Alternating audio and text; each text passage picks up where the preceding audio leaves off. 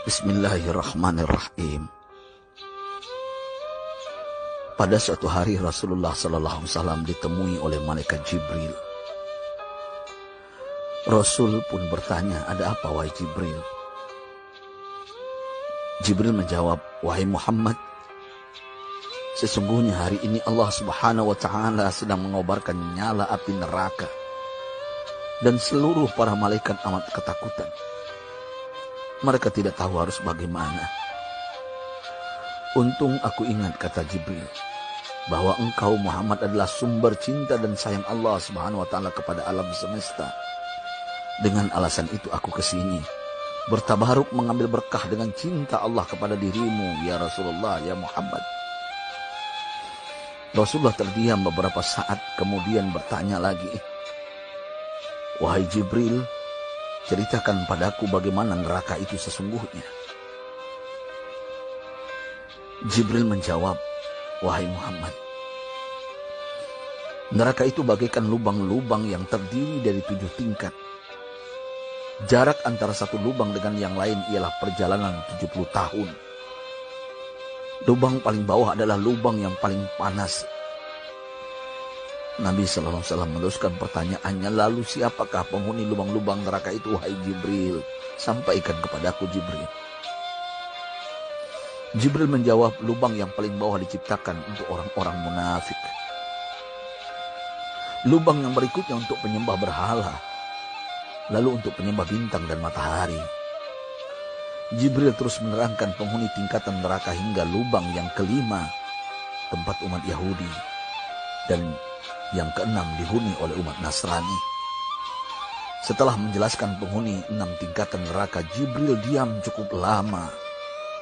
Rasulullah SAW penasaran dan bertanya kepada Jibril, "Wahai Jibril, siapakah penghuni neraka yang ke-7?" Jibril diam saja tidak menjawab. Rasulullah SAW mengulangi pertanyaannya, tapi Jibril tetap diam. Rasulullah tambah penasaran dan mendesak Jibril agar dijawab pertanyaannya. Akhirnya Jibril pun berkata, "Umatmu wahai Muhammad, mereka itu para pelaku dosa besar di kalangan umatmu, yang dimana sampai mereka mati belum sempat bertaubat." Mendengar jawaban Jibril, Rasulullah langsung jatuh pingsan. Jibril merangkulnya dan meletakkan tubuh baginda di atas pangkuannya. Tak berapa lama Rasulullah SAW sadar dan langsung menangis bersimbah air mata dengan terisak-isak. Rasulullah mempertegas pertanyaannya, "Wahai Jibril, apakah benar ada di antara umatku yang masuk neraka?" Jibril menjawab, "Benar wahai Muhammad, pelaku dosa besar di antara umatmu yang belum bertaubat." Setelah itu Rasulullah menghadap kiblat dan sujud kepada Allah dalam isak tangisnya. Sesekali dengan suara pelan beliau membisikkan kata-kata, "Ummati ya Rabb, ummati, ummati, ummati." Beliau SAW tidak mengangkat kepalanya dalam keadaan seperti itu selama 3 hari 3 malam.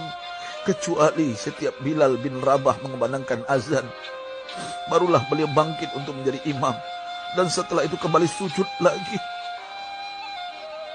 Pada hari ketiga Abu Bakar menyadari hal ini, beliau mengetuk pintu Rasulullah dan mengucapkan salam 3 kali namun tidak terdengar jawaban. Abu Bakar sedih dan berseru di hadapan pintu Nabi besar Muhammad SAW, "Apakah ada jalan untuk masuk ke rumahmu ya Rasulullah?" Tetap tidak ada jawaban. Di jalan Abu Bakar bertemu sahabat Umar. "Mengapa engkau menangis wahai Abu Bakar?" kata Umar. Abu Bakar menceritakan keadaan Rasulullah SAW. Maka Umar pun melangkah menuju rumah Rasulullah dan terjadilah hal yang sama. Umar pun pulang dan menangis.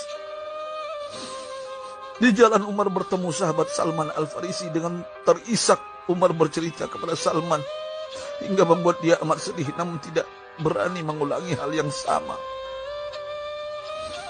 Salman melangkah menuju rumah Fatimah radhiyallahu anha dan menceritakan hal itu. Setengah berlari Fatimah menuju rumah ayah tercinta dan mengetuk pintu sambil mengucapkan salam. Mendengar suara lembut putri tercinta, sejuklah dada Rasulullah. Beliau bangkit dari sujud dan membuka pintu. Alangkah terkejutnya Fatimah melihat Rasulullah, ayah tercinta, amat kurus dan pucat. Fatimah memeluknya lalu menangis. Wahai ayah, apa yang terjadi? Mengapa engkau amat sedih seperti ini? Rasulullah kembali menangis dan berkata dengan suara lirih, wahai Fatimah, belahan jiwaku, bagaimana mungkin aku tidak sedih sedangkan Jibril mengatakan akan ada kelak umatku yang akan masuk neraka. Subhanallah, betapa besar cinta Rasulullah kepada kita umatnya. Sahabatku, Rasulullah mencintai kita.